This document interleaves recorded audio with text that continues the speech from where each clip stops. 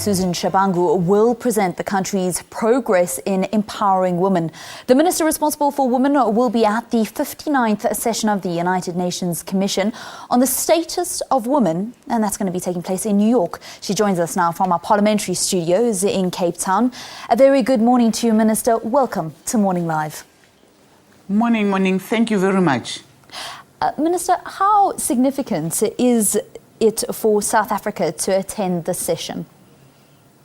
Well, for us, as you know, that since 1994 and being accepted to the United Nations situation, I think for us it's so significant that over the past 20 years as South Africa, and having been part of the Commission on Status of Women in the United Nations, we've made significant progress as a country. And I'm very excited that we will be tabling our report showing progress when it comes to matters of women and gender mainstreaming in the countries.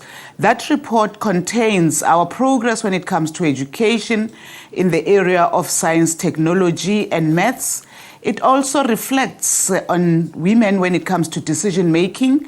It also shows the progress we've made when it comes to women participation in the economy of the country. So as a country, we're making great progress. It's also a reflection on how we're dealing with the issues of gender violence within our society. So these are some of the issues which we'll be reporting on. And we are really excited that as we celebrate the International Women's Month, Women's Day on the 8th of March, it's a reflection that South Africa indeed is a free country, but it's also a country which is committed in making sure that gender mainstreaming becomes a reality and part of our society. How does South Africa compare to other African countries as well as internationally when we speak about the progress of women in key areas? Well, I must say that as South Africa, when it comes to the empowerment of women in various areas, we've been ranked 18 in the world. It's quite a dramatic outcome for us as a country, but also being a young democracy when we're competing with countries which have been there for many, many years in dealing with this particular aspect. And I think, as you are aware, that the Commission on the Status of Women was created by the United Nations in 1948. And we've just been part of that for 20 years. So I think for South Africa, we've made tremendous achievements as a country. But also I must say the issue, for instance, of making sure that women and the girl child are part of the mainstream of all sectors of our society. It's a reflection that we are committed, but what is enshrined in our constitution, which talks about equality for all, in South Africa, it's a reality. But for us, this year as a country, we're also celebrating 60 years of the Freedom Charter. The Freedom Charter says South Africa belongs to all who live in it. And we're living that as South Africans because all of us in South Africa are participants. All women of all colors, of all sectors, colors, religions, do participate in this process. So it is indeed a successful story to tell and a report which measures us within the global community. But I also believe we still have a lot to do as a country for us to achieve parity. Minister, you speak about the fact that there is so much to do because despite the gains, despite our progress when it comes to women's empowerment, that is all tarnished when we see reports of more rape cases, gender violence, women being abused. How are you and your committee planning to tackle this very thorny issue that keeps on cropping up day after day? You know, I must say the issue of gender violence in South Africa is a societal problem. It needs all of us. It does not belong to government. It does not belong to individuals. It belongs to all of us. It needs all our efforts in making sure that we take this process forward, but also we get committed and unite against it. I must indicate as government, there are various good laws and programs which are in place, but those programs are not going to be successful, are not going to change the country. It needs all of us, with all the efforts we have, come together in making sure that we move forward. That is why we've come up with a 16 days campaign where we are saying now The 16 days of fighting violence against women cannot be for 10 days. It must be there forever.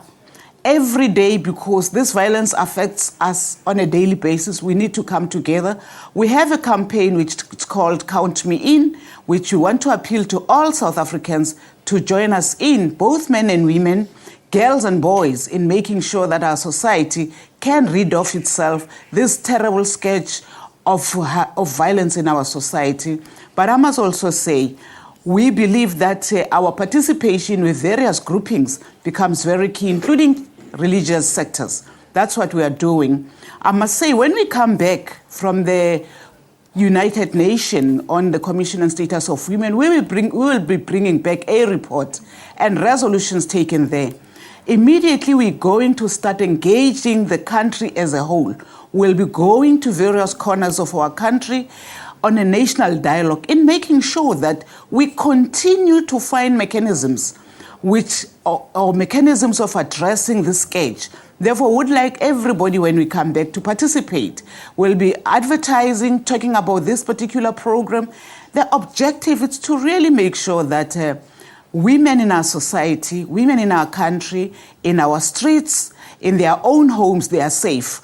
But also we start talking and making sure that we break the silence on this particular scourge, because we want to make sure those who are responsible, the perpetrators, can really tell us what drives them to cause this problem and such a pain to women. But also we want to see women who have been victims turning into survivors, gaining their strength, gaining self-confidence and being able to talk about it, for us to change attitudes, mindsets, in creating a South Africa which indeed we all fought for, and that ideal must be realized in our society.